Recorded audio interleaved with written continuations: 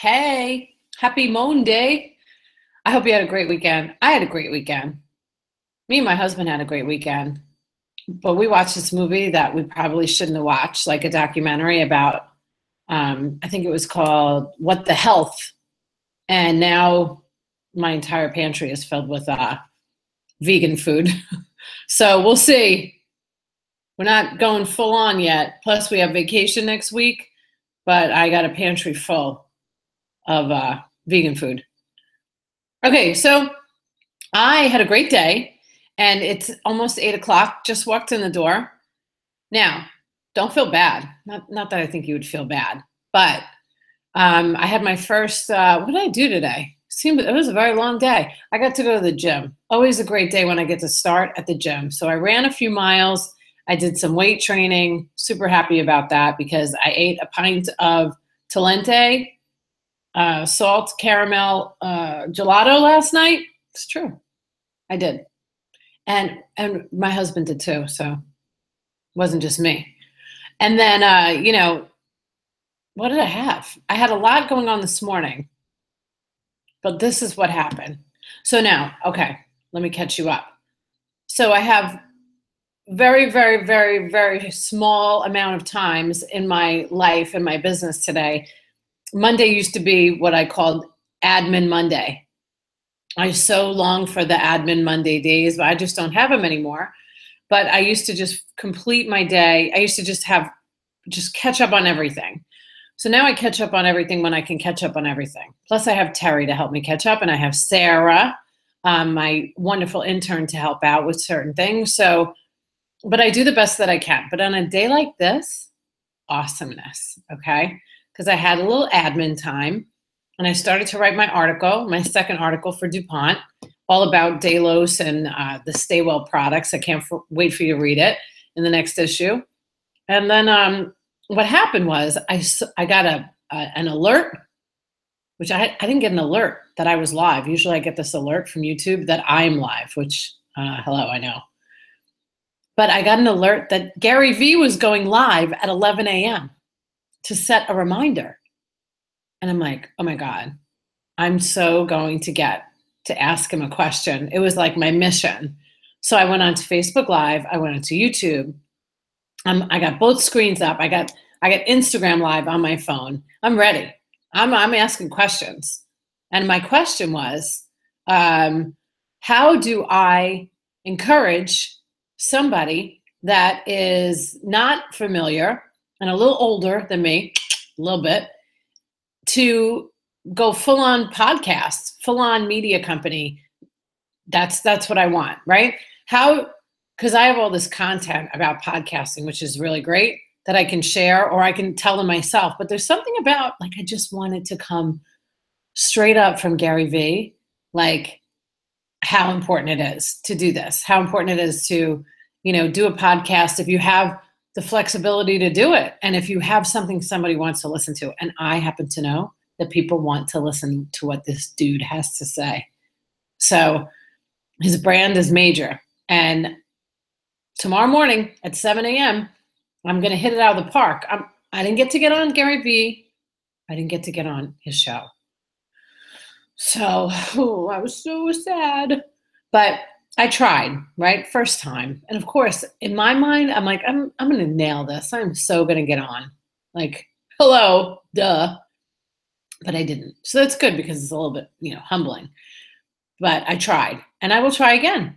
I love that I was sitting here because normally I would not be able to do that. So then I didn't get to finish my article for DuPont because I was obsessed about getting on Gary Vee's show. All right, sidebar. So the description today is about building your resume, how I built mine, and how I think you should build yours. And I'm talking about this tonight because I heard of somebody resigning from a job that I recruited. And that's fine. That's totally cool. She was great. And I'm sure she's going to be great wherever she goes.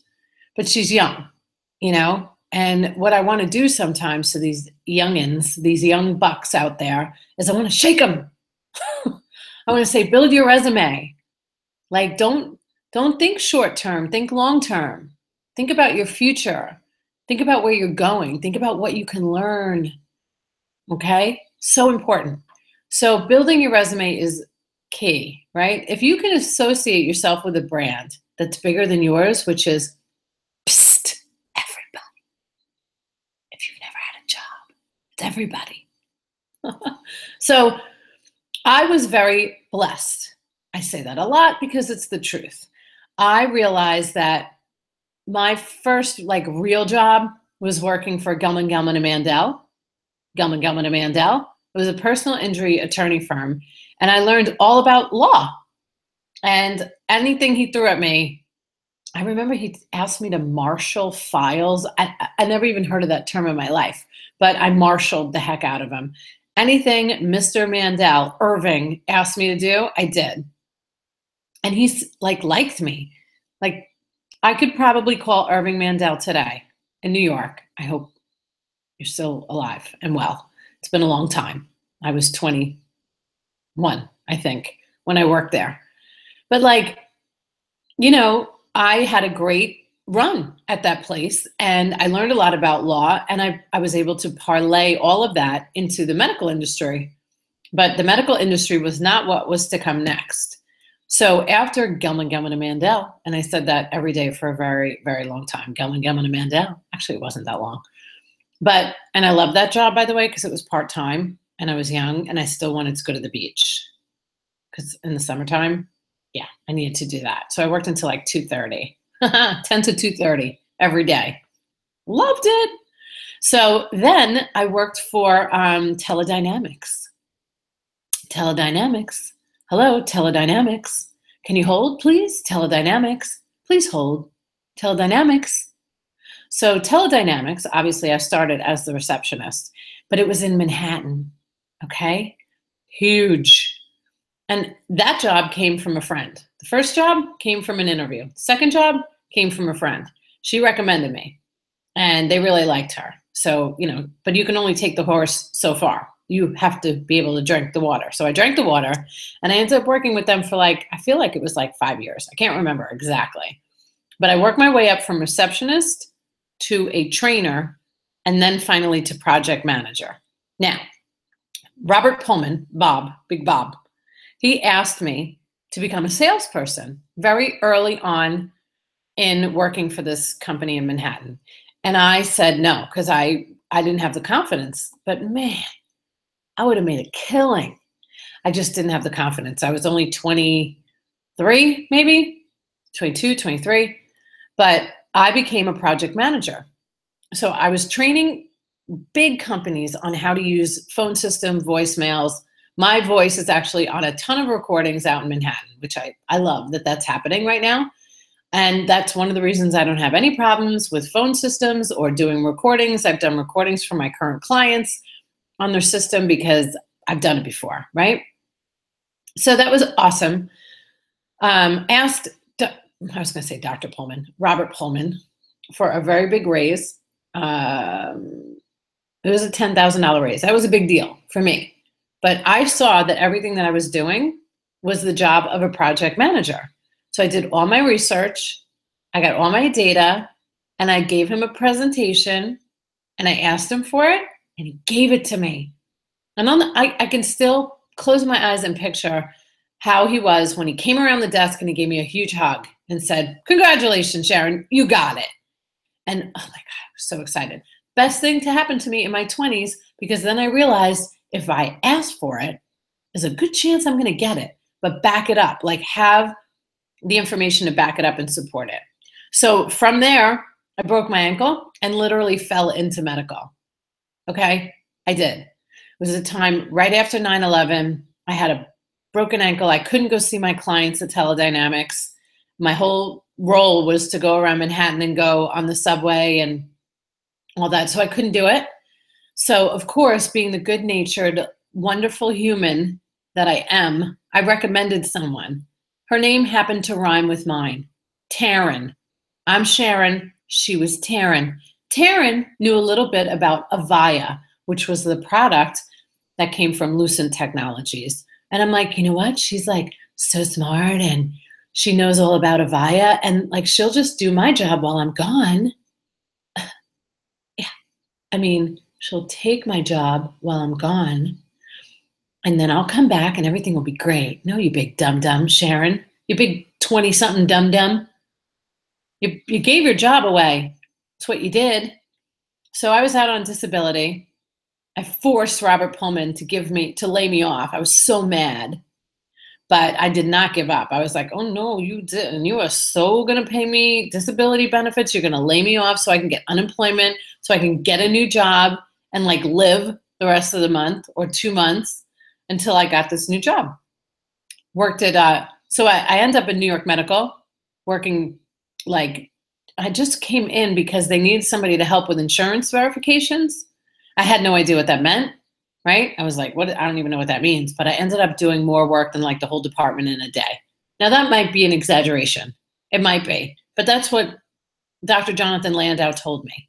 He's like, oh my God, you did so much work. We got to get her in here. My best friend at the time, Stephanie, was, am I going on too long? Do you want to know about this? Sometimes I think, do they care? Do you even want to know about Stephanie? Well, she was the executive director. I'm just going to tell you. She got me the job. I'm making money off the books while I'm collecting disability because I have a broken ankle. This is what I did, okay? I was in my 20s. Right after 9/11, the whole freaking world was in disarray. And it was a tough time in New York. But I got into medical. I became the client relations manager. What the heck does that even mean?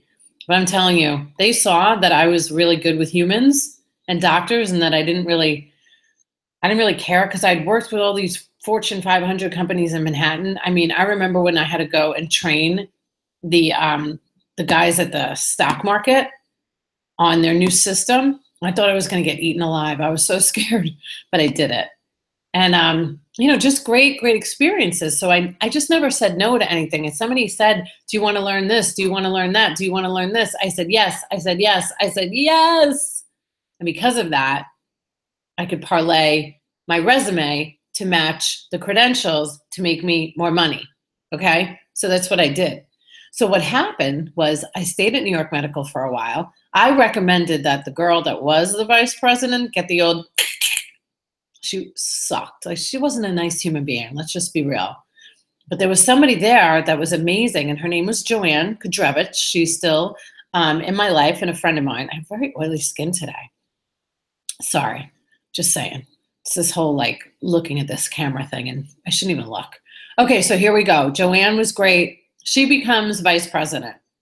I become director of operations. And we're running 11 offices and 42 satellite offices with every type of doctor, neurologists, physiatrists, internal med docs. We're doing physical therapy, massage therapy, acupuncture. It was crazy.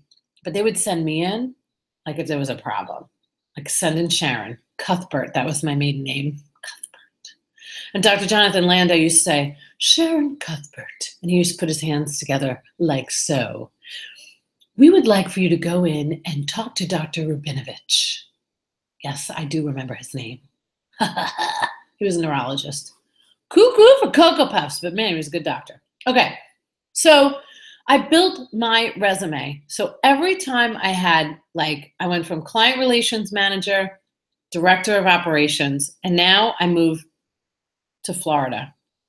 I'm not going to start off with a job like that's at the bottom. I'm going right to the top. That's what I've worked my way up towards, so I can get paid what I'm used to getting paid. But I'm in Florida now.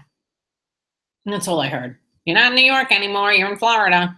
Well, okay. But I'm driving up and down Gulf Boulevard, and I can see the freaking McMansions going up everywhere. Somebody's making money. So I ended up with All Children's Hospital and IPA as a practice management director. But believe me, I wasn't practice managing, directing anything. I was sitting in a damn basement, like office, writing policies and procedures. It was torture. Got out of there after 6 months, met a doctor's wife, and ended up running his operation for 8 years, okay, as the administrator. I used to recruit and train administrators and place them, grow practices, and move on to the next one. And now I'm running an office here in Florida. Humble pie? Yes. But it's what I had to do. right? It's what I had to do. I had to pay a mortgage. I bought a home. I got a mortgage to pay now, people. I lived on ramen noodles. That's true. I eat peanut butter and jelly. And I thought about selling everything I had that my ex bought me. Not just what he bought me, but literally everything else I had. I had no furniture. And my friends here in Florida will tell you that. I threw a Christmas party, and I didn't think it was weird that I just had a couch and a TV, excuse me, just a bed. I didn't have like a lot of pictures hanging up, or I was like, what? I own a house. Like, this is amazing. And I'm eating ramen noodles. I can't afford any of this. But I did it, right? I did it, and then life got better and better and better, and I started making some real money.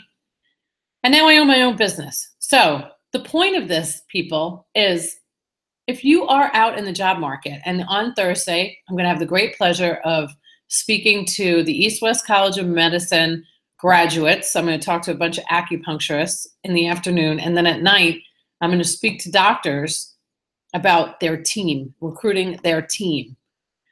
You know, I'm going to look at their resume and I'm going to say, what have you done? You got one piece of paper. You got one shot. Build it and take the jobs. Take them and learn and say, I can do more. Will you teach me more?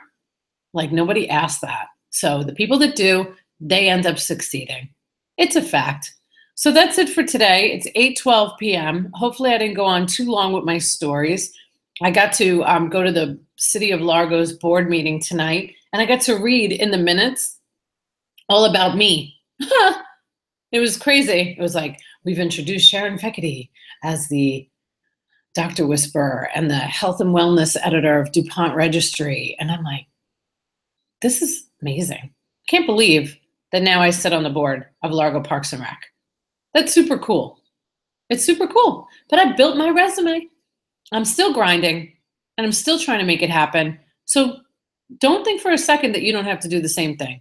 Build your resume, and whatever you do, do not open a business unless you understand that it's a grind, please. I'm going on my first vacation next week. We, as a family, are going on a vacation for the first time in a few years. Like a real 7-day, like I'm not answering the phone, I'm not working kind of vacation. I have not done that since I opened my business.